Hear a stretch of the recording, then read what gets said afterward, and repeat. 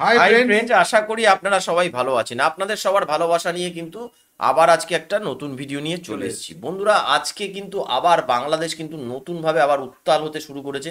কারণ কালকে মনে হয় শেখ হাসিনা কোনো স্পিচ দিয়েছিলেন, তার ফলে আজকে যে রিয়াকশন হয়েছে সেটা হচ্ছে, মানে এখন যে ভিডিওটা দেখবো বন্ধুরা, এটা একটা নিউজ চ্যানেল থেকে নিয়েছি, RTV নিউজের।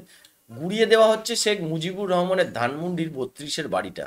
এইটা কিন্তু নতুনভাবে বাংলাদেশে কিন্তু আবার একটা সেই আগের মতো পরিস্থিতি উত্তেজনা সৃষ্টি সৃষ্টি হবে হয়েছে। কিনা জানি না, কারা এটা করছে সেটা বলতে পারবো না। সেই ভিডিও আমরা কিন্তু আজকে সেই প্রতিবেদনটা RTV নিউজ থেকে দেখে নেবো। তো চলুন দেখে নিই।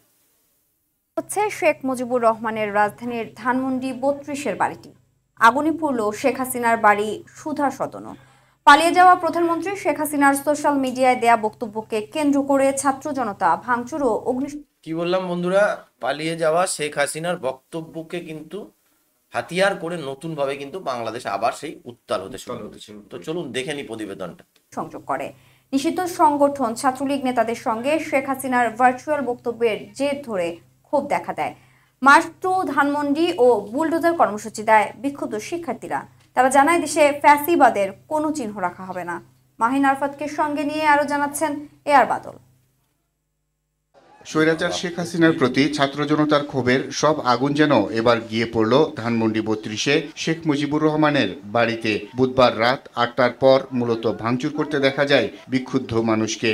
হাতুড়ি সহ যে যা পারে তাই দিয়েই ভাঙতে শুরু করে। ভেঙে ফেলা হয় বাড়ির সামনের দেয়াল সহ বঙ্গবন্ধুর প্রতীকীটিও। ক্ষোভ বাড়তে থাকায় পরে বুলডোজার ও ক্রেন ব্যবহার করা হয় বাড়িটি ভাঙতে। এ সময় উত্তেজিত জনতাকে উল্লাস ও ঝাঁঝালো বক্তব্য দিতে দেখা যায়।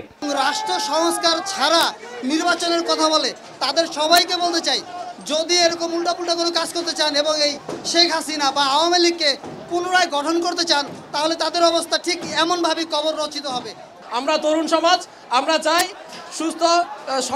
সুস্থ স্বাভাবিক যে পরিবেশ আছে বাংলাদেশে, ওই পরিবেশে আমরা বজায় থাকবো, সেটাই আমরা কামনা করি। ভাঙচুরে অংশ নেয়া বিক্ষুব্ধরা জানায় এদেশে ফ্যাসিবাদের কোনো চিহ্ন থাকবে না। শেখ হাসিনা দেশের বাইরে বসে দেশ নিয়ে ষড়যন্ত্র করলে আরো কড়া জবাব দেয়া হবে। টুঙ্গিপাড়ার কিবলা আমরা ঘুরিয়ে দিব ইনশাআল্লাহ।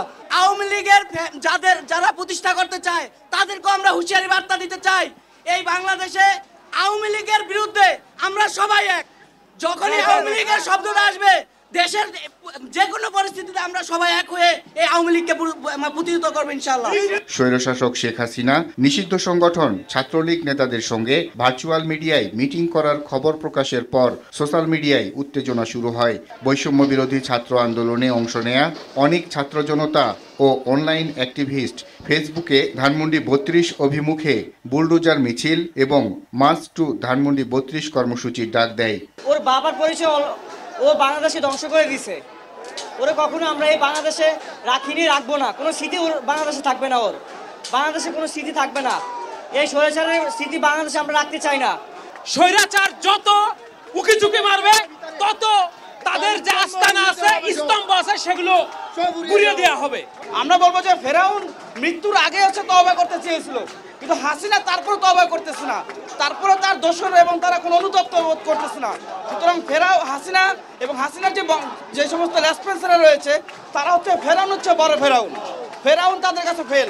বৈষম্য বিরোধী ছাত্র আন্দোলনের আহ্বায়ক হাসনাত আব্দুল্লাহ ফেসবুক পোস্টে বলেন, বাংলাদেশ ফ্যাসিবাদের তীর্থভূমি মুক্ত হবে। তো বন্ধুরা দেখলেন, বাংলাদেশ কিন্তু নতুনভাবে আবার কিন্তু উত্তেজিত হয়ে গেছে। কারণ বাংলাদেশের যে অবস্থা দেখলাম, কালকে হয়তো আজকে শুরু হয়েছে না, কালকে গতকাল শুরু হয়েছে। গতকাল মানে তার আগের দিন হয়তো শেখ হাসিনা মানে কোনো বক্তব্য রেখেছিলেন। আওয়ামী লীগের নেতাদের সাথে কোনো মিটিং হয়েছে, ওই ভার্চুয়াল মিটিং, তার কারণে কিন্তু এই রিপারকেশন। জানি না বাংলাদেশের আবার আগের মতো উত্তেজিত হয়ে উঠবে কিনা। যেভাবে ভাঙচুর চালানো হয়েছে দেখলেন, তো এটা আগামী দিনই বলবে কি হতে চলেছে। তো এই ভিডিওটা ইম্পর্টেন্ট মনে করলাম, তাই আপনাদের সামনে নিয়ে এলাম, তুলে ধরলাম। তো আজকের মতো এখানেই শেষ করছি। আবার কালকে আপনাদের সাথে দেখা হবে একটা নতুন ভিডিও নিয়ে। ততক্ষণে সবাই ভালো থাকবেন, সুস্থ থাকবেন।